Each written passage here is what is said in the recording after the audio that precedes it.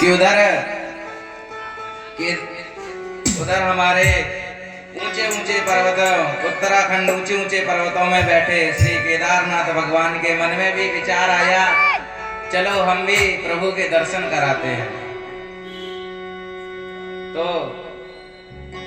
और उधर से शंकर भगवान निकले, इधर खुशियां मनाई जा रही थी। तो यशोदा मैया कहती हैं कि सभी लोग तो यहाँ खुशियां मना रहे हैं, लेकिन दीदी रोहिणी नहीं दिखाई दे रही हैं। तो उन्होंने जाकर के कहा कि आप क्यों नहीं आई? तो कहती हैं मैं कैसे आ सकती हूँ, मेरे पति तो जेल में हैं। मैं वहाँ जाकर जिसके घर में कोई भी सदस्य संकट में हो, पहले यही होता था, अगर किसी के घर में किसी के ऊपर संकट है तो वो किसी उत्सव में शामिल नहीं होते थे, श्रृंगार नहीं करते थे। तो बोली कि हम अभी क्या जाकर के करेंगे वहां पर, हमारे पति तो अभी जेल में हैं। और इधर से शंकर भगवान आ रहे हैं। तो शंकर भगवान आए और दर्शन करने के लिए, और जैसे ही वो आए गली में तो एक गोपी ने देखा और बोली महाराज आप कहाँ से आए हो बाबा? तो बाबा बोले हम कैलाश से आए हैं और हमें ज्योतिष का, हस्त रेखा का और पाद रेखा का बहुत बढ़िया ज्ञान है। हम किसी का भी भविष्य देखकर बता देते हैं ये आगे चल के क्या करेगा। तो जब वहां पर देखते हैं, कहते एक काम करो, कोई हो तो बताओ। तो गोपी बोली हमारी नंद रानी जी के अभी अभी छोरा हुआ है, चल के देख लो आप आगे क्या होगा उसके जीवन में। तो भोले बाबा तो आए ही थे दर्शन के लिए प्रभु के, बोले चलो चलो दिखाओ। वहां पर गए प्रभु और देखते हैं तो गोपी पहले अंदर गई, कहती है मैया हम एक बाबा को लेकर के आए हैं, वो किसी का भी भविष्य देखकर बता देते हैं, किसी को भी देखेंगे तो उसका भविष्य बता देते हैं कि आगे क्या करेगा। तो मैया कहती है अच्छा, बोले हाँ चल तेरू लाला भी दिखा ले, ये आगे क्या क्या करेगा। तो मैया पहले क्या करते हैं, मैया का बहुत सरल स्वभाव होता है। पहले उन्होंने देखा, पहले वो खुद देखती हैं कि कौन है आया, कौन आया, उसके बाद में अपने छोरा को दिखाऊंगी मैं।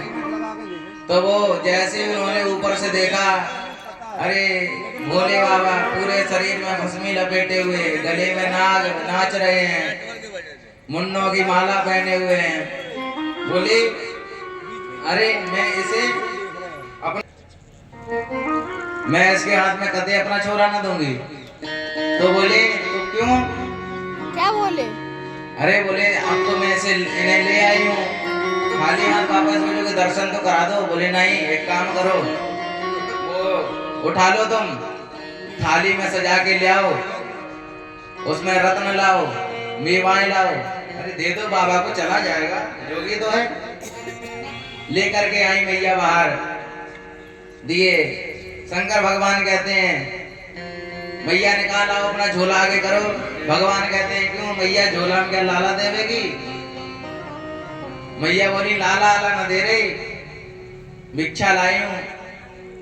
बाबा बोले मैं भिक्षा के लिए नहीं आया मैया, मुझे तो अपने लाला के दर्शन करा दे।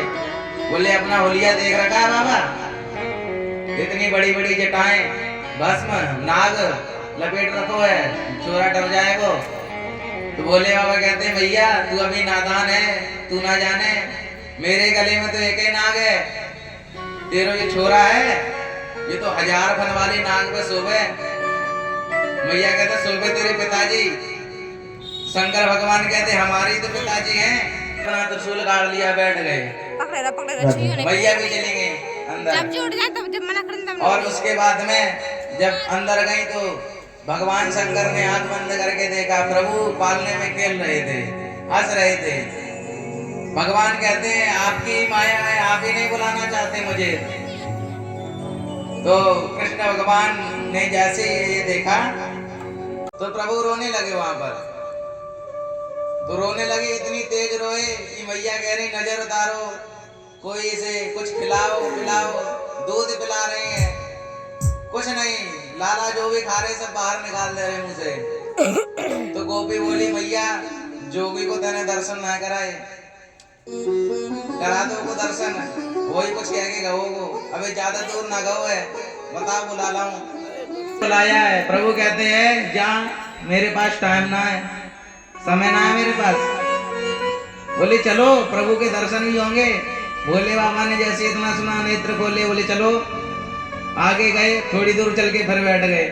बोले नाना इस बार दक्षिणा डबल लगेगी। बोले क्या, अब काहे बैठे हो?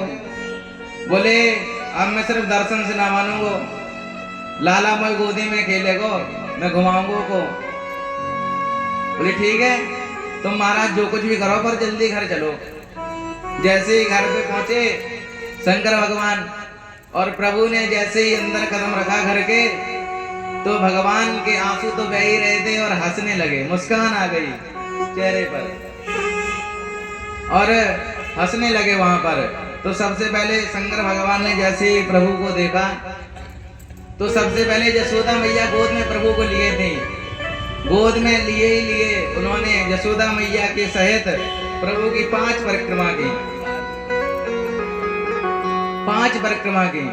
उसके बाद में हाथ में प्रभु को लिया, खिलाने लगे और नाचने लगे। वहीं पर नाचने लगे, खिलाते हुए घूमने लगे, संगी बजाने लगे। और लाला शांत हो। सभी ब्रजवासी कहते हैं प्रभु आप कहीं मत जाओ, अब लाला के साथ में रहो। बोले क्यों? बोले आपके आने से देखो अभी कितनी देर रो रहा था, अब बिल्कुल शांति से बैठा तो है, खेल रहा है अच्छे से।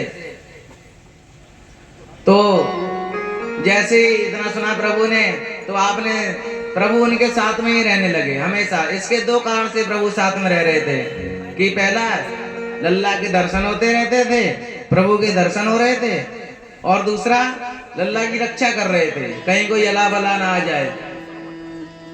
तो उसके बाद में आपने देखा होगा